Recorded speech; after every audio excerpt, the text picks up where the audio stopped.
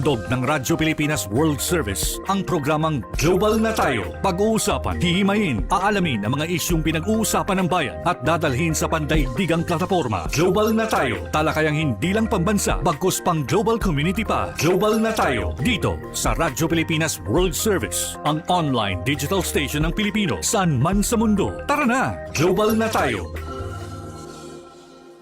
Muli po isang mapagpalang pagbati at welcome na naman sa isa pang edisyon ng programang Global na Tayo. Ang programang Global na Tayo hatid po sa inyo ng himpilang Radyo Pilipinas World Service. Sa ilalim po ng Presidential Broadcast Service Bureau of Broadcast Services. Ako po ang inyong lingkod, Ray Sampang. Kasama pa rin natin ang ating Global na Tayo team. Ating po Executive Producer, Ms. Stephanie Vicente sa Master Control, Milo Jonela sa ating Wirecast, si JP. And of course, sa ating live audio streaming, kasama rin natin si Hero. Kami po ay inyo napapakinggan at nasusubaybayan sa pamamagitan ng ating Facebook Broadcast Live. Sa inyo po mga Facebook browser, type lamang Radyo Pilipinas World Service. Gayon din sa ating YouTube channel. Sa inyo pong YouTube browser, type lamang Radyo Pilipinas World Service. At napapakinggan din po tayo sa iba't ibang panig ng mundo sa pamamagitan ng ating shortwave broadcast gamit ang mga shortwave transmitters ng Voice of America. And of course, hindi po magpapahuli dyan ang ating live audio streaming. Mapapakinggan nyo po kami sa inyong mga cellphones, Android man yan, or iPhone. I-download nyo lamang po ang PBS eBox Radio Receiver app.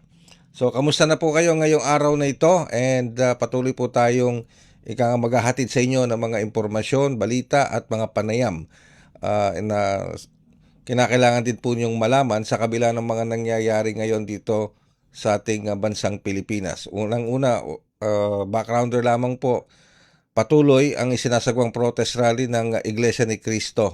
Mula po sa White Plains dito sa may bahagi ng EDSA sa Quezon City, sila po ay lilipat papuntang Liwasang Bonifacio sa Maynila sapagkat hindi na po na binawi ng Quezon City yung permit nila to rally dyan po sa may White Plains. At sinasabi po kasi ng local government ng Quezon City, may mga hindi nasunod doon sa provisions kung saan nakalagay doon yung mga provisions sa kanilang permit na dapat nilang sundin itong mga nagrarally. At isa sa mga nakitang hindi nasunod yung pagsakop pa rin nila doon sa ilang bahagi ng EDSA kasi dapat doon lang sila sa area ng White Plains pero lumalagpas na naman sila at nagiging balakid na naman dito sa daloy ng trapiko sa EDSA. Okay? Pero kailan ba hindi nag-traffic sa EDSA? Lagi naman traffic sa EDSA. Kaya lang ang ibig sabihin ng Quezon City LGU, mabigat na nga yung kondisyon ng traffic sa EDSA on an ordinary day, lalo pang bibigat kapag nakain yung malaking portion ng lane sa EDSA, especially yung northbound kapag ganitong mga rush hour, 'di ba? O papunta sa opisina at pauwi sa mga tahanan. Kaya isa 'yon sa mga naging dahilan upang hindi na ituloy yung permit para sa kanilang rally yung ng INC. Kaya dilipat sila ngayon sa Liwasang Bonifacio sa Maynila. Ang Liwasang Bonifacio po kasi, para po sa kaalaman ng hindi pa nakakaalam, Freedom Park po yan, yung Liwasang Bonifacio. At sa pagkakaalam ko, pag sinabing Freedom Park, hindi mo kailangan mag-secure ng permit sa local government unit ng Maynila.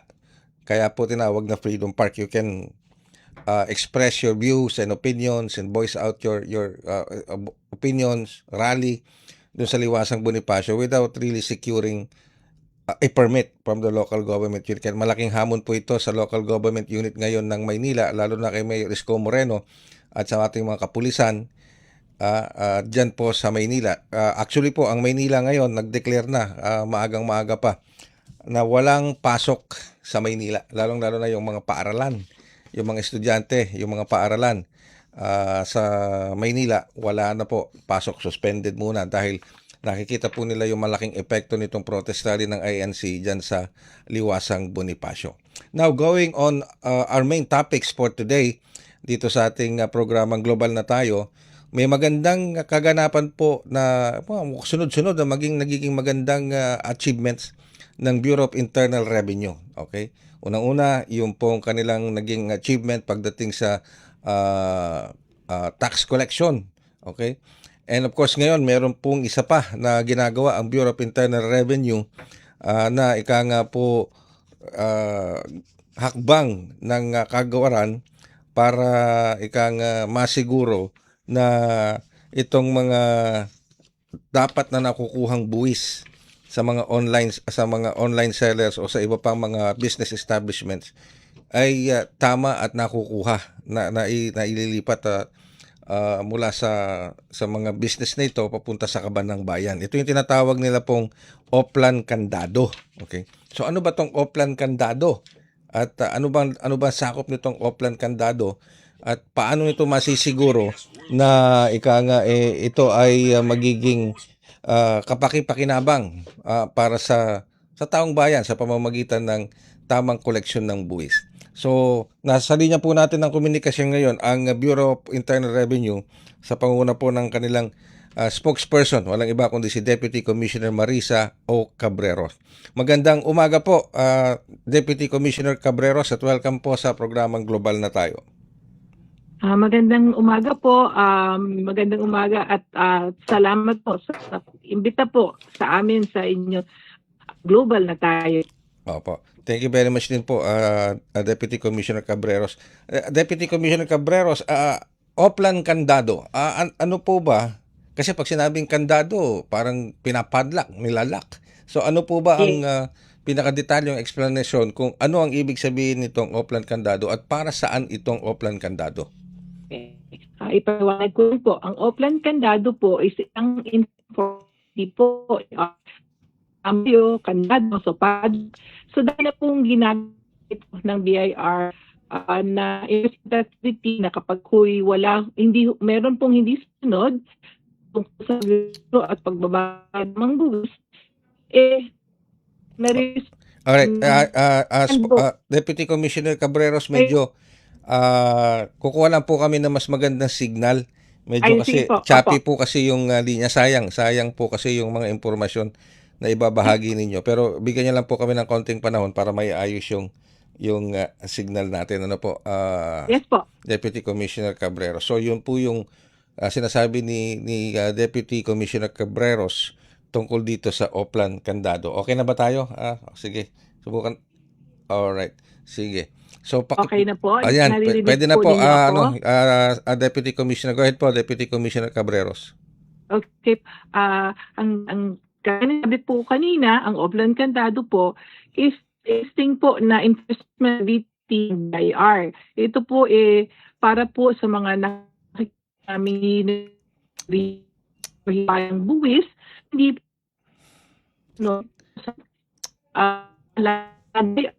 hindi sumusunod. Ay, ganyan sinabi, padlock. So, ikandado po natin yung kanilang negosyo para po sila magkumpisa ilang spare.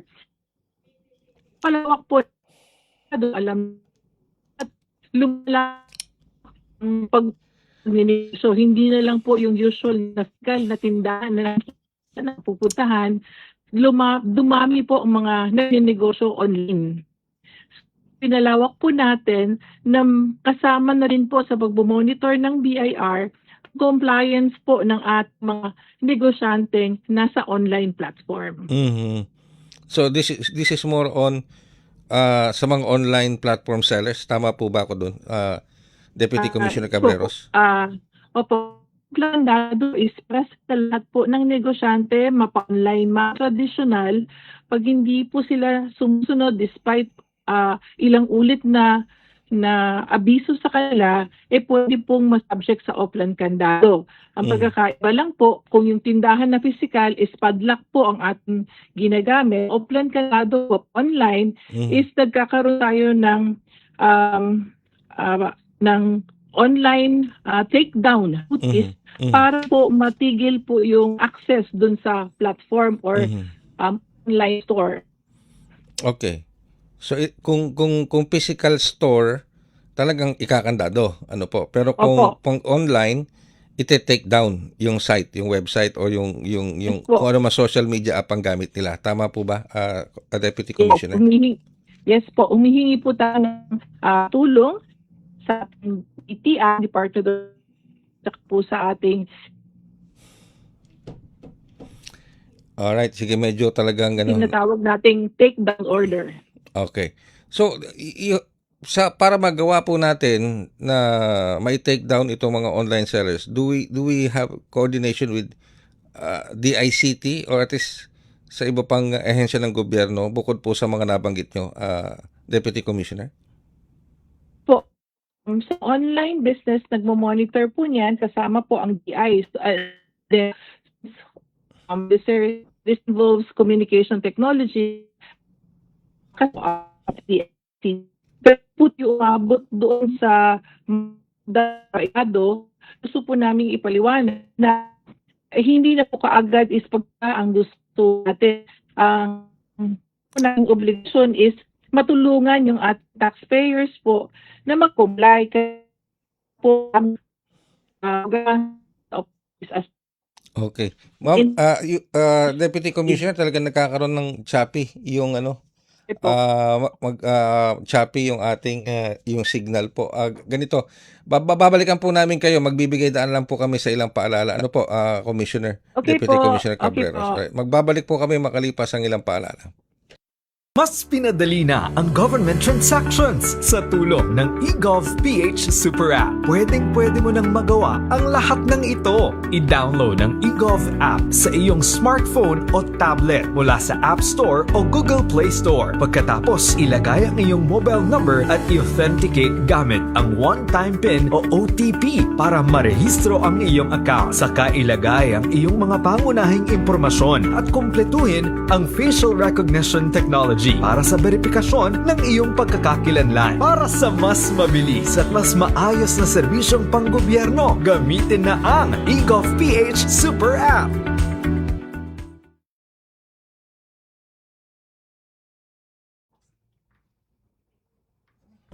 Global na tayo. Global na tayo. Kasama si Ray Sampag. Dito sa Radyo Pilipinas World Service. Ayan, nagbabalik po ang ating programang Global na tayo dito pa rin sa Radyo Pilipinas World Service at kausap po natin hanggang ngayon nasa linya po natin ng communication. We just had to take a break to adjust yung ating communication. Pero nasa linya pa rin po natin ang communication ng ating Deputy Commissioner ng Bureau of Internal Revenue, Deputy Commissioner Marisa O. Cabreros. Magandang umaga pong muli, Commissioner, Deputy Commissioner Cabreros. Yes po, magandang umaga po ulit. Yeah, pasensya na po kayo Okay lang po. Mas nag-adjust lang tayo malinaw ng na po communication. ba ako sa Yes. inyo? Narinig na Opo, po ba? 5x5 po, Deputy Commissioner. Malinaw na malinaw po ngayon. Okay po. Alright. So Okay kanina po. nabanggit ninyo kung ano ibig sabihin ng Oplan Candado, and this is applicable for physical stores and online sellers. And, Opo, tama po yun. Opo. And pag sinabi nating Oplan Candado, ito yung mga delinquent o hindi talaga Yes po. nagbabayad Yung mga hindi po sumusunod sa ating tax code na dapat po i-rehistrado sila at nakakapagbayad ng tamang buwis. So applicable siya sa traditional businesses na mga physical na tindahan at applicable din po sa online. Pinalawak lang po natin ang programang Oplan Candado kasi po napapansin na po natin na madami po na mga negosyante na lumipat po sa online platform or doon na po sila nagsimulang nagnegosyo sa online platform or yung mga existing na physical tindahan is may physical tindahan na, may online tindahan din. Okay. Alright. So, pagdating kasi sa physical na mga tindahan, madaling isara. Papasara lang ninyo yan, di ba, Deputy Commissioner Cabreros? Pero yung sa online, sabi nyo nga, ite-take down ito, like yung nabitin na sagot kanina sa tanong ko is, meron ba tayong extensive na coordination with other government agencies such as the ICT or sa iba pang ahensya ng gobyerno for us to be able to take down itong mga online sellers na ito? Kasi usually ginagamit ito mga social media apps, mga Facebook, ganyan, mga Facebook at iba pang social media apps, Deputy Commissioner Cabreros. Tama po, meron po kaming coordination sa other na mga ahensya po ng gobyerno katulad ng DTI at saka ng DICT para po mai-effect ang takedown order. Kasi nga po, madali po yung physical na tindahan, gagawin lang ng BIR is pupuntahan, i-check kung nagko-comply sila. So physically nakikita natin. Yung pong online businesses, hindi po namin alam kung nasaan sila. Pero nakikita po ang presensya nila online. So ang nakakakita na pwedeng mag-assist sa amin na mai-take effect ang takedown order is ito pong DICT and at the same time po kaagibat kasabay niyan is yung pagmo-monitor po ng DTI kasi meron po tayong Internet Transaction Act na minomonitor din po ng DTI para po sa proteksyon ng mga online consumers. Mhm. Pero may figures po ba tayo, Deputy Commissioner Cabreros, kung magkano ba ang naipapasok na income o taxes ng mga online sellers natin? Wala po akong datos niyan ngayon pero po alam po natin na because of information technology, talaga pong malaking oportunidad ang naibigay po sa ating mga negosyante na makapagnegosyo online. In fact, mas maliit po ang cost nila kasi hindi na sila kailangan magtayo ng tindahan, Yes. display room, Mhm. kasi doon na po sa online nila ginagawa. Pero minomonitor din po yan ng DTI. Wala lang po akong datos na nahawak ngayon Opo. nung volume po ng transactions nila. Okay. So pero sa ngayon po wala pa tayong napapasara o may napasara na tayong online sellers? Meron po. Meron na po tayong napasara. In fact, yun pong aming campaign nationwide activity noong June 30, hindi lang po physical na tindahan ang tinake down natin. Mhm. Meron din po tayong online establishment na na-take down, Mhm. parte ng nationwide activity na yan. Yun. Okay. Pero ito pang isa, Deputy Commissioner, of course, hindi naman lahat ng online sellers na nakikita dito sa bansa natin using social media apps, nandito sa Pilipinas. Some of them are nasa abroad. How can we do that? O kaya nga po, kahit po nasa saan ang online business, basta po may oportunidad na nakakapagnegosyo sa Pilipinas kasi nakakarating po ang goods nila or ang serbisyo nila sa Pilipinas, ay dapat po rehistrado yan sa Pilipinas at nagbabayad po ng buwis sa Pilipinas. Mhm. Tama po kayo, hirap kaming tingnan or malaman nasan po ba sila sa mundo. Maaring wala po physically sa Pilipinas. Kaya nga po take down order po with the assistance po ng ating other ahensya para po ma-block yung signal nila para hindi ho sila ma-access ng mga consumer mula sa Pilipinas. Alright. At curious lang po ako, Deputy Commissioner Cabreros. Alam ko isa sa mga malaking online sellers dito sa bansa, for example, Lazada. Hindi ko naman pinopromote, pero Lazada and Shopee. Sila ba sakop nitong offline itong extensive na paghabol natin sa mga taxes sa mga social apps na ito?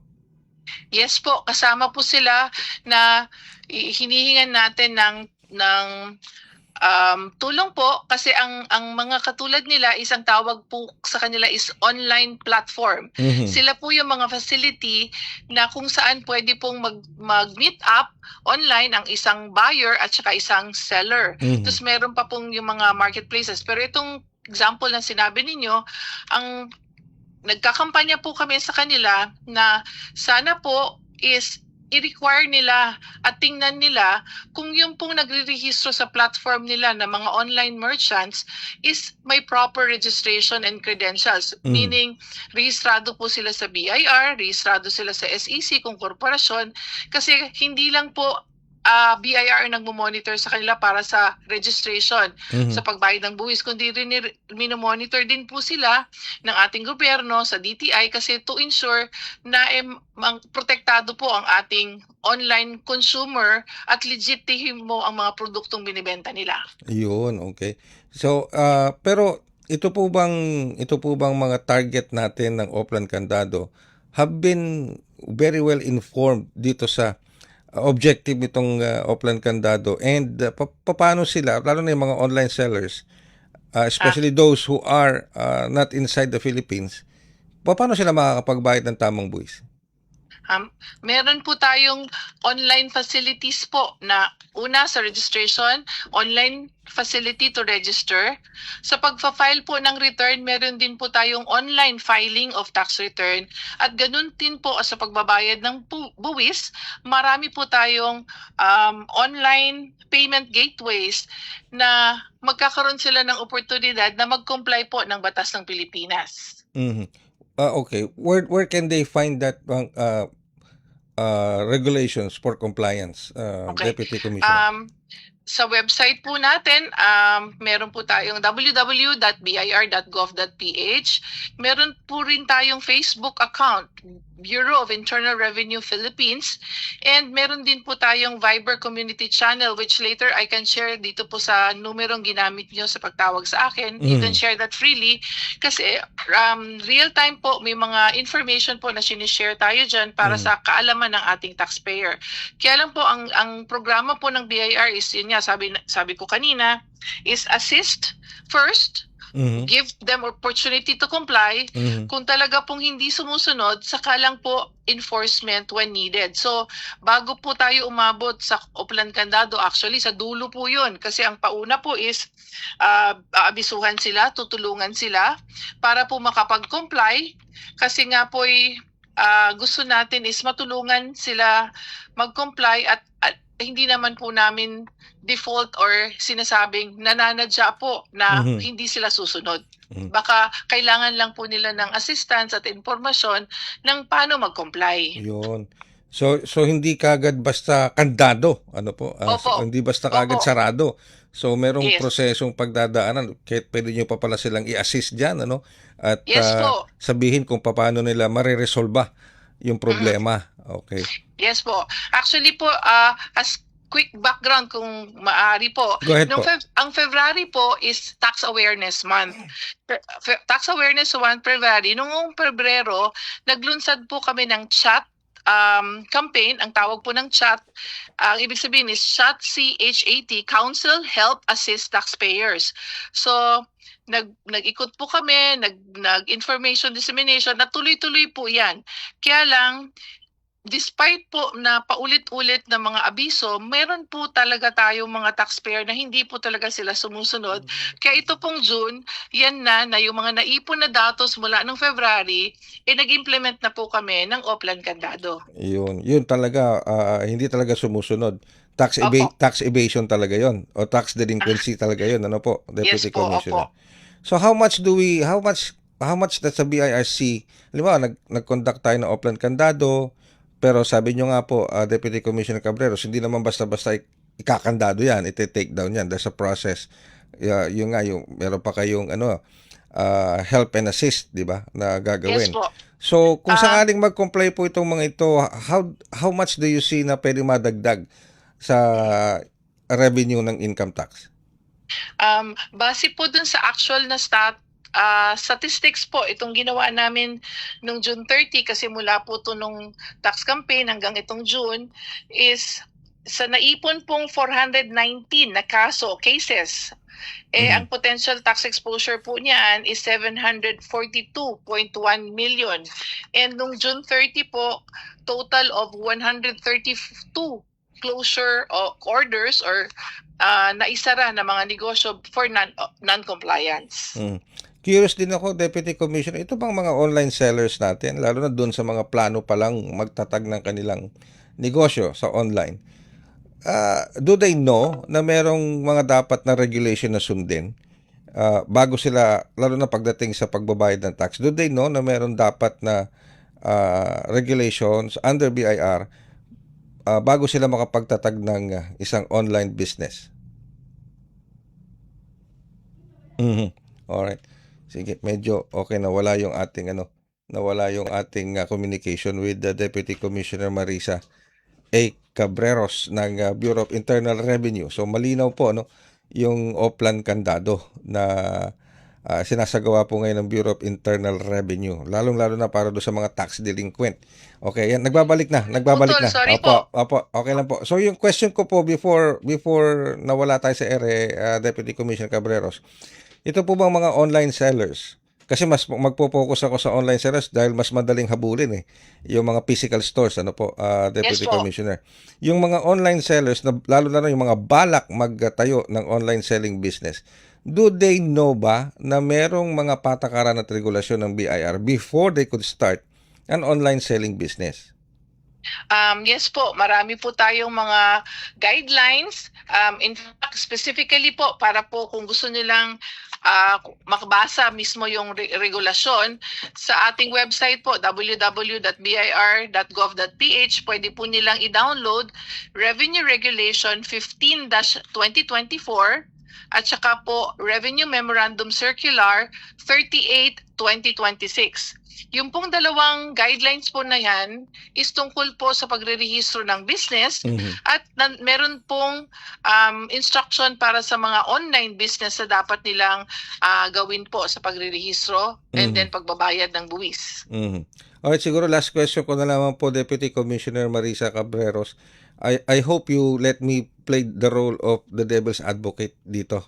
Just to enhance our discussion. Ano po, Deputy Commissioner? Alright.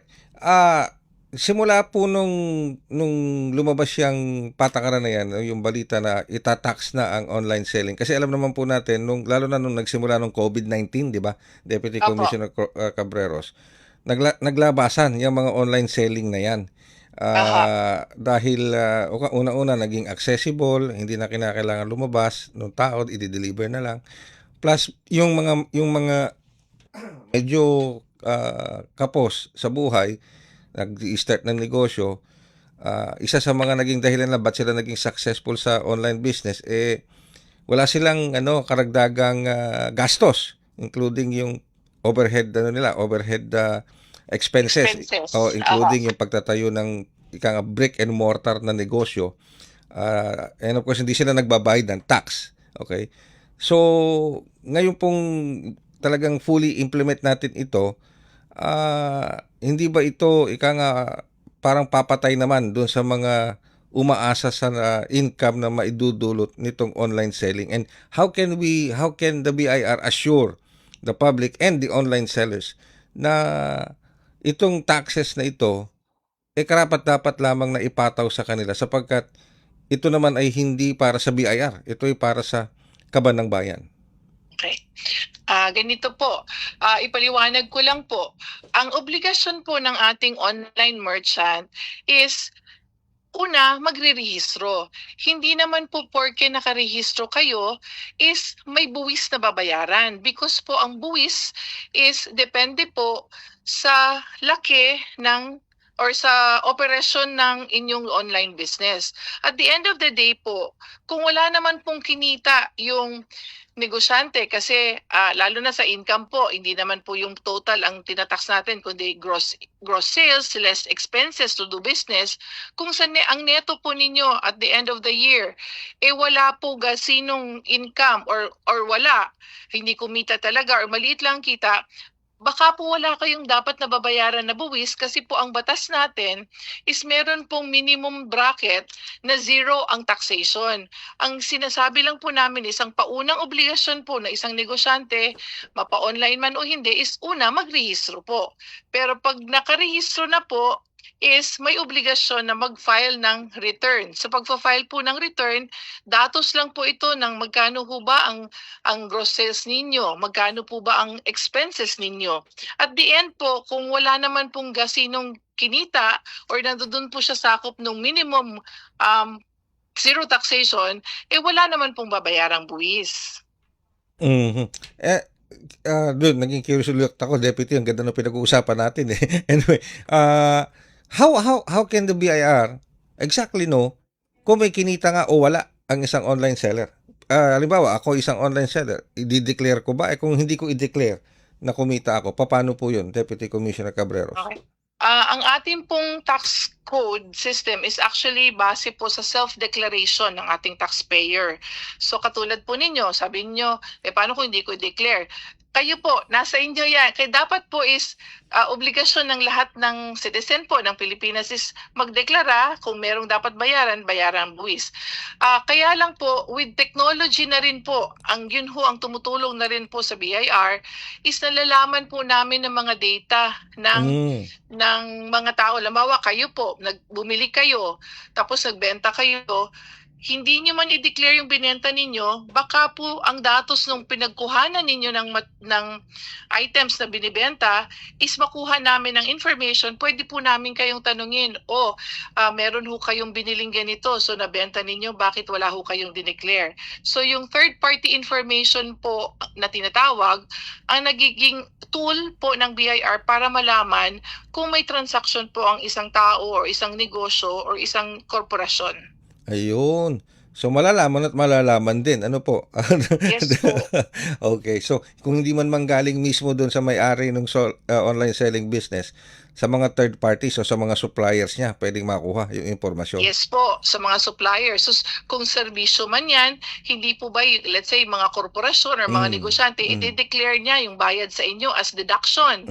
May withholding po yan. So, yung mga entities po na yun, dineclare sa kanilang datos ang deduction, may detalye po ng deduction, makikita doon, nagbayad siya kay Mr. A. So, pwede po namin makita ang deklarasyon ni Mr. A.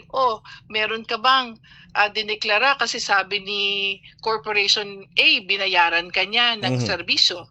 So, pwede pong makita yan through third-party reference. Alright. Okay, so tuloy-tuloy na po ito, Deputy Commissioner Cabreros, itong Oplan Candado. Yes po, tuloy-tuloy po yan na enforcement activity, not necessarily po nationwide, simultaneous.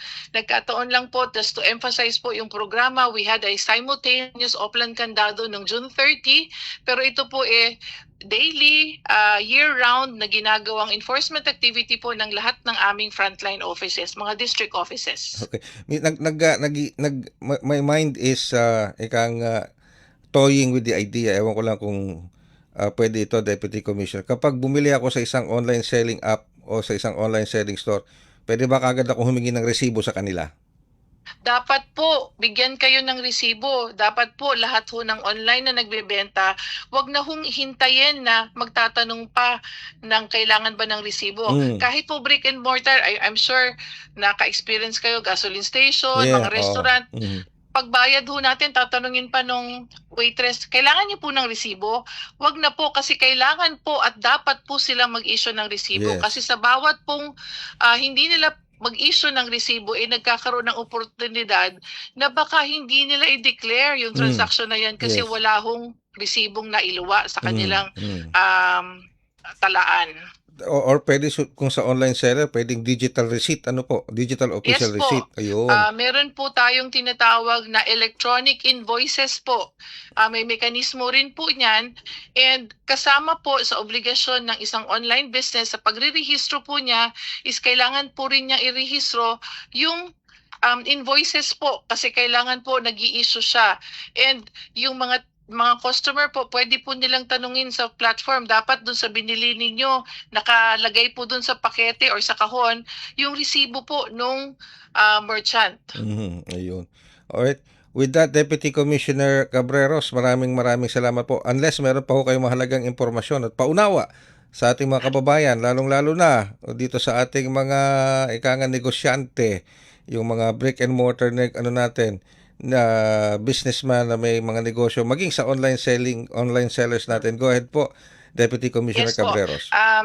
Ipaunawa lang po namin na malinaw naman po ang direktiba ng BIR para sa ating mga taxpayer. Ang pagrerehistro po at pagbabayad ng tamang buwis ay hindi lamang po legal obligation, kundi bahagi rin po yan ng pagtataguyod na patas na kapaligiran para sa lahat ng negosyante, mapa-online man or traditional. Pero handa po ang BIR na tulungan ang ating mga online entrepreneurs na gustong sumunod sa batas sa pamamagitan po ng aming mga information drive at assistance program. Pero pwede rin po nilang bisitahin ang aming mga opisina para dun sa may mga agent dito or may contact sa Pilipinas kasi ayaw naman po natin na parati na lang po is maantala ang pagnenegosyo nila dahil nabuwis na patawan sila ng penalty or nagkaroon sila ng takedown order. So mas maganda pong tuloy-tuloy ang negosyo at tutulungan sila ng BIR sa mga dapat na obligasyon as a negosyante. With that, Deputy Commissioner Marisa Cabreros, maraming salamat po sa napakahalagang impormasyon na ibinahagi nyo ngayong araw na ito. And hopefully allow us to use your number na ginagamit namin ngayon para magamit naming information drive para sa mga katanungan patungkol pa rin po dito sa Oplan Candado. Yes. Ito pong number na shinare nyo sa akin, i-send ko po, forward ko po yung Viber channel po namin, community, kasi daily po yung mga real-time updates sa BIR, doon po namin inilalagay. Pati na po yung link para po sa Facebook account po ng BIR. We'll do that. Thank you very much po, Deputy Commissioner Cabreros. Okay po, salamat po. Ang ating pong Deputy Commissioner Marisa O. Cabreros ng Bureau of Internal Revenue. Pinag-uusapan po natin itong Oplan Candado ng BIR na nakatuon dito sa mga negosyo, nagnenegosyo o mga businesses, yung mga physical businesses at maging lalo na sa mga online business, mga online sellers. Para makakuha ng tamang buwis mula po dito sa mga negosyong ito. Pero malinaw nga po sinabi ni Deputy Commissioner Cabreros, kung pag online, siyempre pag physical store o physical business, ay madaling ikakandado, isasara, i-close. Pagdating sa online sellers business, ite-take down nila yung site. Okay, at meron naman silang mga pamamaraan para ma-monitor kung nagbabayad nga ba ng tamang buwis itong mga online sellers. At hindi naman sila basta-basta magpapasara o magte-take down. Sapagkat may proseso rin silang sinusundan, itong BIR sa ilalim ng Oplan Candado, na hindi naman basta-basta isasara. Kaya kakausapin, bibigyan ng counseling, ituturo yung mga nakita ng deficiency at tutulungan para ma-address itong mga deficiency na ito para hindi naman sila tuluyang ma-take down o masara. Ngayon, kung talagang hindi pa rin mag-comply, that's the time na talagang i-implement yung Oplan Candado. Alright, tuloy-tuloy pa rin po tayo dito sa ating programang Global na Tayo sa Radyo Pilipinas World Service. Huwag po kayong bibitaw, tutok lamang sa ating Facebook Broadcast Live, tutok lamang dito sa ating live audio streaming at sa ating YouTube channel. Magbabalik po kami, pero sa pagbabalik namin, kasama na natin ang ating RCBC Chief Economist, Mr. Michael Ricaport. Mabilis ang trivia, dagdag talino. Heto na ang Dagling Kaalaman. Umakyat na 50 hagdan sa isang araw. Nalaman sa pag-aaral ng Tulane University na ang pag-akyat ng mga 50 hakbang sa isang araw ay makakabawas sa panganib ng cardiovascular disease ng hanggang 20%. Sinasabi ng mga researcher na ito ay katumbas ng paglalakad ng 10,000 hakbang sa isang araw. Kaya, iwasan muna ang elevator at humakbang. Kaunting kaalaman na malaking dagdag talino. Abangan muli ang susunod na Dagling Kaalaman. Global na tayo. Kasama si Ray Sampang. Dito sa Radyo Pilipinas World Service. Kayo po ay patuloy na sumusubaybay sa ating programang Global na Tayo dito pa rin sa Radyo Pilipinas World Service. Ako pa rin po ang inyong lingkod, Ray Sampang. Samahan niyo pa rin po kami hanggang sa sa kabuuan ng ating programa ngayong araw na ito. Well, ang Pangulong Ferdinand R. Marcos Jr. po ay kagabi nagtungo na papuntang Canada para sa kanyang official visit doon sa bansang Canada. Medyo marami tayong mga ihahatid sa inyo ng mga impormasyon patungkol diyan sa magiging official visit sa Vancouver, Canada o sa Canada ng Pangulong Ferdinand Marcos Jr. 4 na araw po yan. 4 na araw starting today July 1 hanggang July 4. Yan. Okay, pero bukod sa pagtutok natin sa official visit ni Pangulo sa bansang Canada, marami rin tayong pag-uusapan ngayon. Kasi unang-una, baka hindi pa nyo alam, ang Pilipinas po ay na-classify na o nailagay na as a upper middle income country. Upper middle income country. Okay? Yan na po yung matagal ng pinapangarap ng Marcos administration. Siguro hindi lang ng Marcos administration, bagi ng iba pang mga administration na nauna dito. Pero ngayon, sabi po ng mismong World Bank mismo nagsabi nito po, batay na rin sa kanilang assessment na ang Pilipinas ay isa ng upper middle income country. Ano bang ibig sabihin ng upper middle income country? 'Di ba? Ito ba ay patungkol sa per capita income ng isang bansa? Ito ba ay sa nakabatay sa manufacturing index nito? Ito ba ay nakabatay sa ikang sound fundamental economics ng isang bansa? Ito ba ay nakabatay sa pamamaraan at kakayanan ng isang bansa na, na makakabayad sa kanyang mga pagkakautang, both external and internal? Napakaraming tanong. Pero alam nyo, kasi maraming nagtatanong kasi ngayon, okay, tayo ngayon ay upper middle income, batay na rin sa assessment ng World Bank. Pero ang daming problema na kinakaharap ng Pilipinas pagdating sa ekonomiya.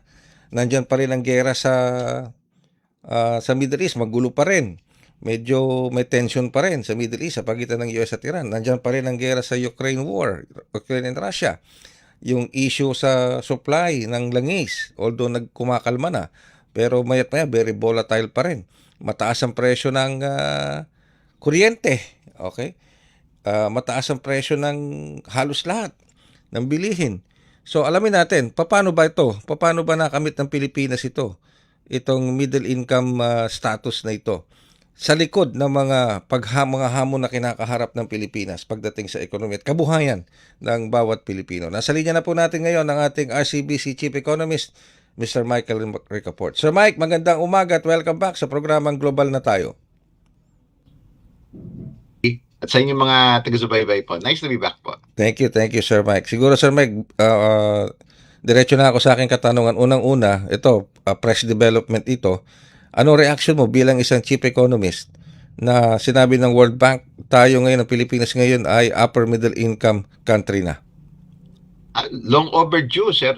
Tagal na po natin hinihintay yan. No? Na-defer yan for the past 1 to 2 years. No? Palagi na lang na bring forward. No? Hindi, naman po kasi, ang lapit-lapit na doon sa threshold So, di ba, so near yet so far, no? Kaya in recent months pero ito, na expected na to.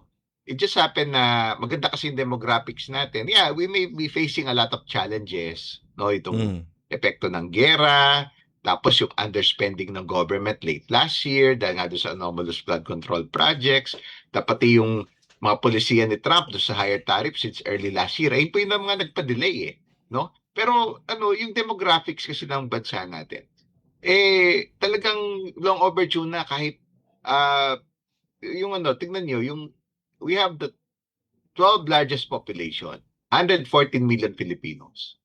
Kasi dito pinapakita yung resiliency ng mga kababayan natin. Siyempre hindi naman po, maybe to a large part, kasi more than half ng Filipinos naghanap buhay na, may kita. At bata, mga 25 years old yung average age natin. Imagine nyo, tumadami na yung may hanap buhay, Sir Ray. Kaya tumadami na yung nag-aambag sa kita.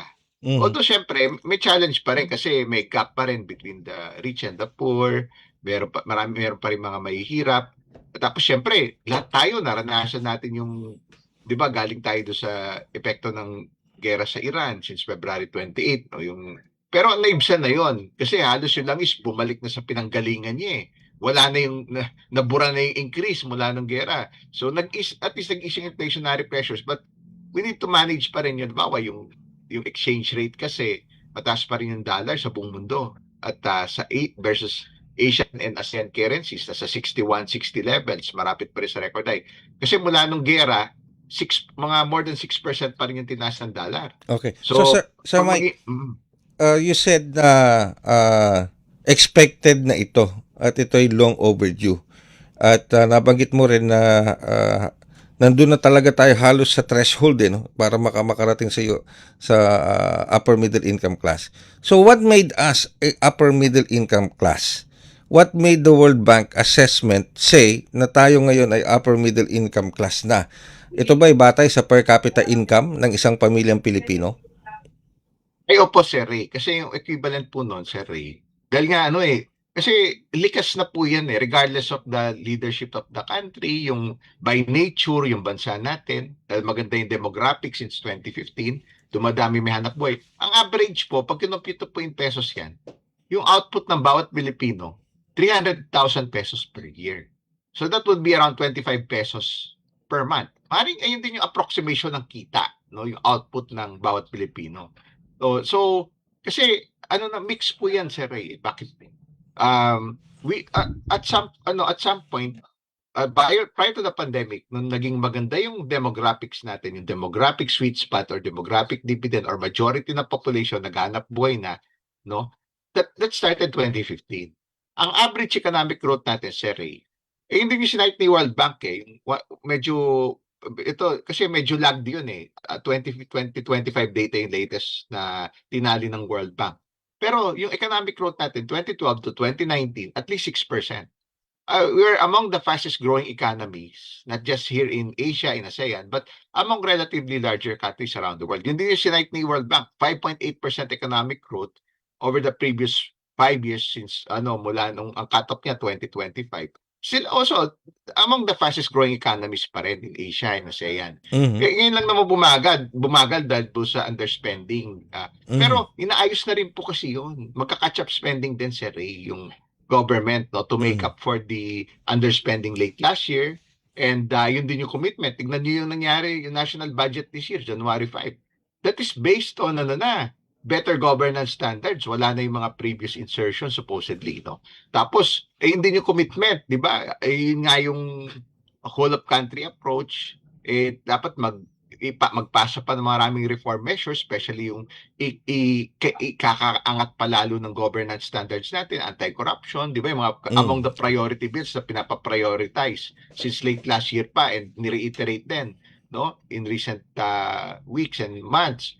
Yung anti-political dynasty bill, yung reforming the party list system, yung Cadena bill, yung creation of an independent people's commission. So lahat yon anti-corruption measures to improve the transparency and accountability sa government spending and yung i-level up palalo yung governance standards. So yun po kasi magic word since late last year na kasi yung confidence po ng investors, ayun ang objective nun, iangat palalo yung sentiment and confidence ng investors na mapuhunan lalo at tangkilikin yung bansa natin, both lalo na yung foreign investors, international investors, kasi kasama po yung sa criteria nila. Kaya steps in the right direction naman, Sir Ray, kasi tingnan nyo po, yung kabuhayan natin, Sir Ray, true, yung dollar ngayon mataas, 61. Pero it's not bad in itself. Sige, tumataas yung importation cost dahil nga since the war, tumaas pa rin siya at least 6%.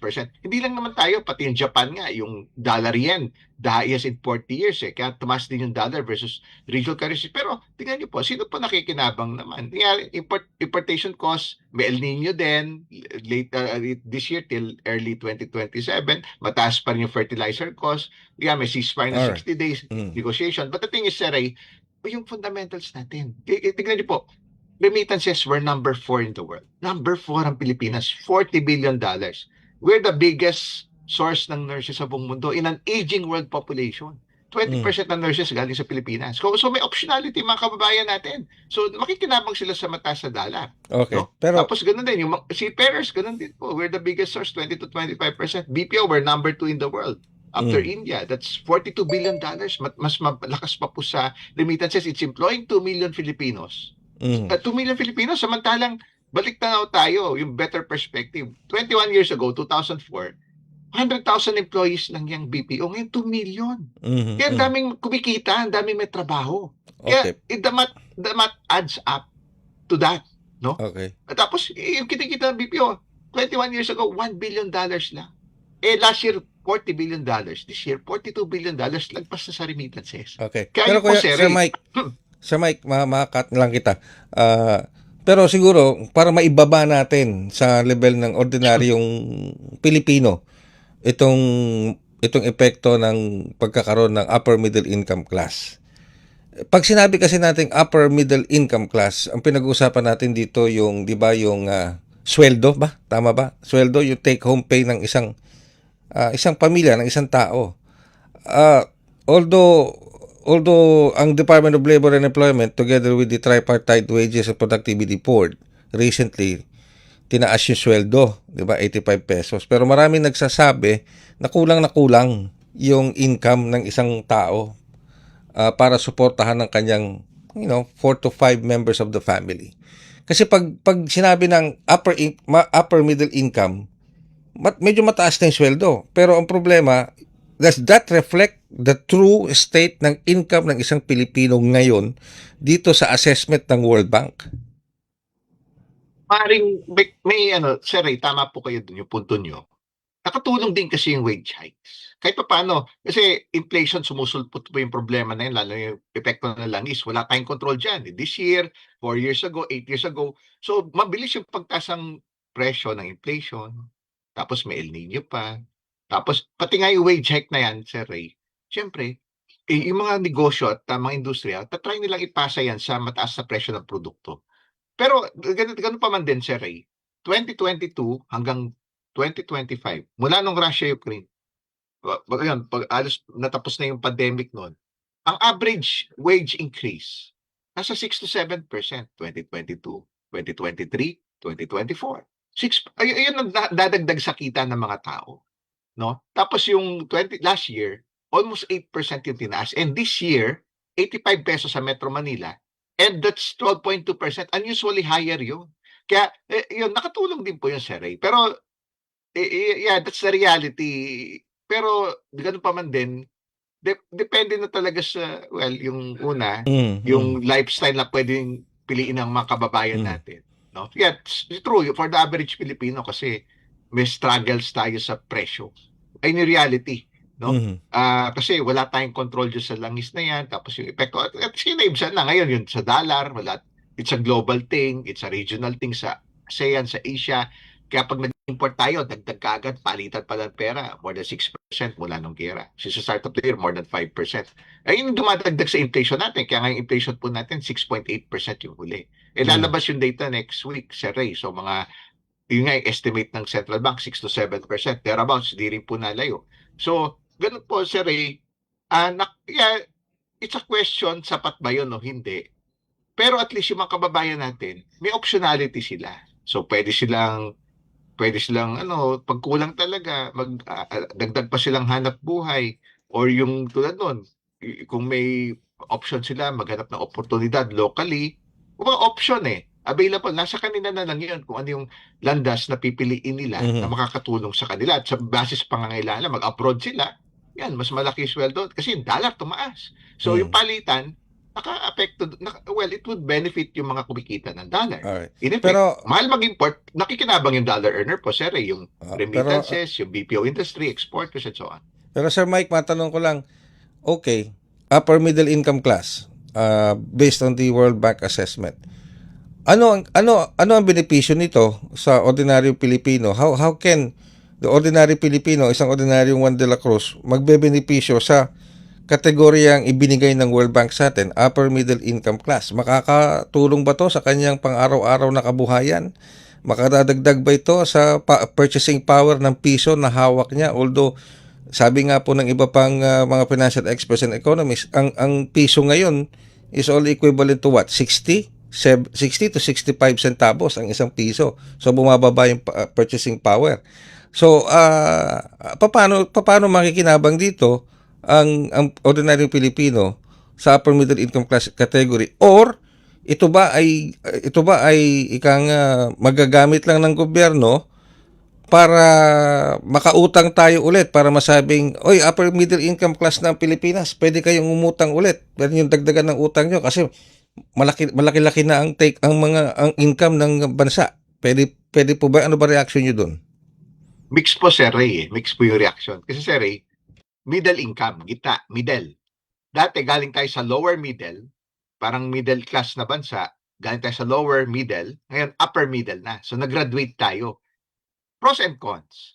Yung meron kasi mga official development assistance, yung mga tulong, yung mga concessional loans, maring hindi na pwede sa atin kasi umangat na yung level natin.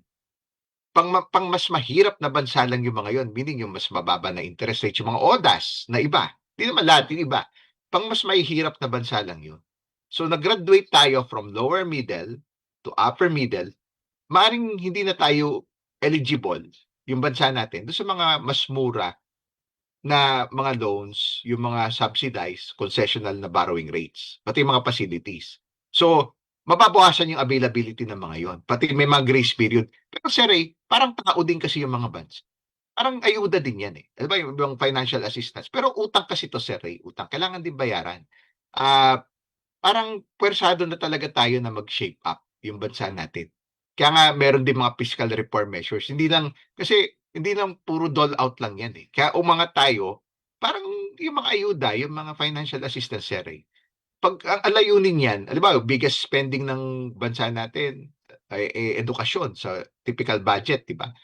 Kumbaga yung ayuda may graduation din dapat. Halimbawa estudyante natapos ang elementary, high school, nakapaghanap buhay na, nagagraduate. Gano'n din po yung mga bansa, sir, eh. Kung 'yan, kaya ang challenge kailangan mas nakakatayo na tayo sa ating mga dalawang paa, yung bansa natin, imbes na yung dole out na lang. Hindi naman po kasi perpetual 'yan at utang din naman po 'yan, gano'n pa man din, it just happen na mas mura po. At nakalaan po kasi 'yun kasi finite din yung resources ng mga multilateral institutions, yung mga donors, eh, nakalaan 'yun sa mga mas mahihirap na bansa.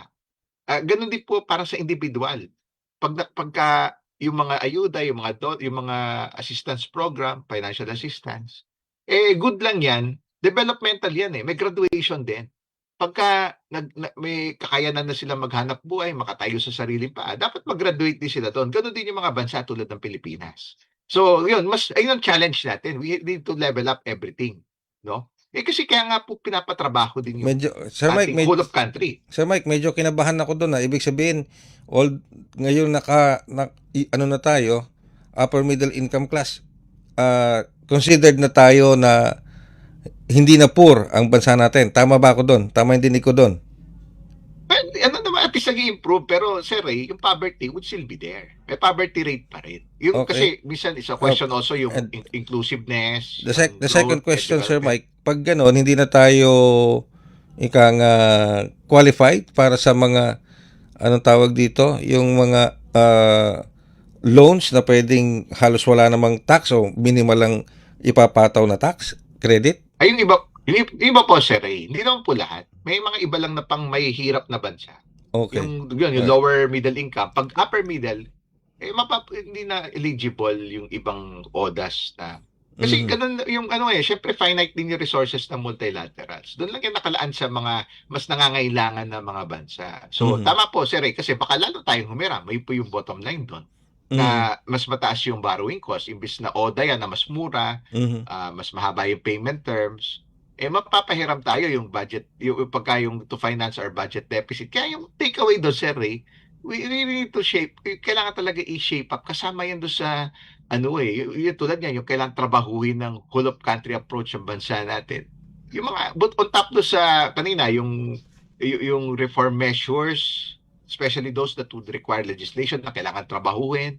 Yan, yung pagdating sa improving the governance standards. Ito, fiscal management, yung pag-manage ng budget deficit, ng utang, no? Yung overall fiscal performance, sir, eh. Kasama po yung sa mga reform measures kung yan, yung pag-manage ng intensified revenue collections, yung tax collections. Kasi nagre-reflect na dapat yun dun yun, eh. Lumalaki Okay, yung pero income base. So, dapat pati yung taxation din po eventually. Sir Mike, napag-usapan natin ng utang ng Pilipinas. We have what? An outstanding 18 trillion pesos na utang. Now, kung ikukumpara natin yan sa GDP to debt ratio, tapos magiging UMIC tayo, at sigurado mas malaki yung ipapataw na tax dyan dahil UMIC na tayo. Hindi ba ito makakaapekto sa GDP, sa debt and GDP growth ratio ng Pilipinas? Well, sir, true. Parang mix, sir, kasi hindi na tayo eligible sa ibang ODA, yung mga subsidized or concessional loans na mas mahihirap na bansa. So, mas hihiram tayo sa more commercial sources, mas mahal, no? Pero yan, totoo yun, sir, pero dapat talaga kasama sa reform measures din yun. Habang umaangat yung bansa natin, habang nagle-level up tayo, pati rin yung fiscal performance natin, economic growth, kasi nag-grow yung economy, yun yung challenge. Although may catch-up spending, yes, ayun din yung commitment ng economic team. Catch-up spending later this year, syempre ipa-finance yun. So maaring dagdag yun sa gastusin ng pamahalaan. We need, even yung pamahalaan, they have to deal with inflation kasi tumaas din yung mga presyo ng mga materyales, alam mo, sa mga infra projects, no? So, lalaki yung gastusin. Kaya nga, kasama constantly over the years and decades, pati yung pag-manage ng yung fiscal discipline nandun, more disciplined spending. Of course, yung anti-corruption is very important para mabawasan yung leakages. Nakita naman natin yan pagka maganda yung governance standards, numinipis yung budget deficit, no? Yun na nga yung nakita natin sakripisyo late last year. Imbis na papunta sa corruption, they would rather underspend. But now, they're trying to do catch-up spending that's already based on better governance standards, which is a good sign, no? Na makakatulong sa atin eventually. Kaya yun din talaga yung reforma, Sir Ray. Kung kung mabawasan ang husto yung corruption, gaganda yung fiscal performance, and that would, ayun, parang vicious cycle yan na solve yung problema na yun. Liliit yung gastusin kasi mababawasan yung nawawala, ninipis yung budget deficit, mas kukunti yung uutangin. So kasama po yun sa pag-level up, Sir Ray. Kaya napaka-importante po na trabahuin po at ipasa yon at ma-restore yung confidence at lalong tangkilikin tayo ng investors at may kumpiyansa. Kasi kasama po sa scoring system nila yon before they put in billions of pesos and dollars in the country.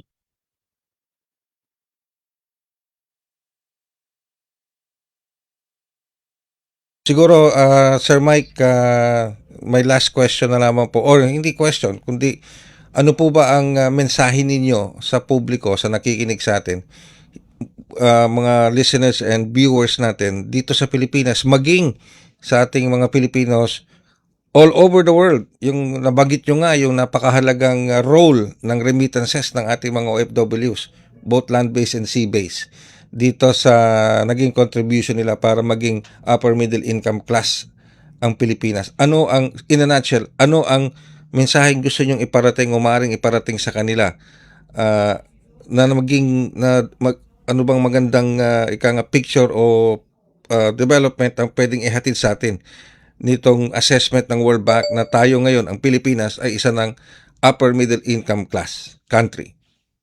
Yun, totoo yan, Sir Ray. Malaki yung ambag ng OFWs. Kaya nga tinawag silang bagong bayani. For many years and decades, kaya resilient yung Pilipinas, no? Regardless of the challenges, nakakaraos tayo, no? Dahil syempre, number 4 na tayo sa buong mundo sa remittances. Tayo na yung pinakamalaking source ng nurses, 20% ng nurses. Tayo na yung pinakamalaking sources ng seafarers. Kumikita ng dolyar.